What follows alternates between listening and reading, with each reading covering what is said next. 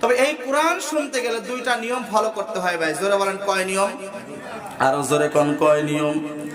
জোরসে বলেন কয় নিয়ম? দুই নিয়ম কোরআন শোনার জন্য ফলো করতে হবে। আল্লাহ রাব্বুল আলামিন বলেন, ওয়া ইযা কুরিয়াল কুরআনু ফাসতামিউ লাহু ওয়া আনসিতু লাআল্লাকুম তুরহামুন।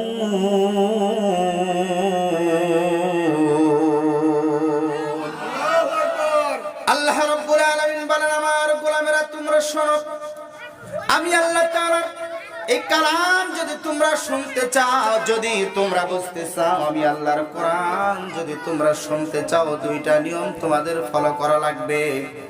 এক নাম্বার নিয়ম হলো কোরআনের কথা যেই জায়গায় হবে ওই জায়গায় চুপচাপ বসে থাকতে হবে, অন্য মনোযোগী হওয়া যাবে না। আর দুই নাম্বার হলো কোরআনের কথাগুলো তোমাদের মনোযোগ দিয়ে শুনতে হবে। জোরে বলেন সুবহানাল্লাহ।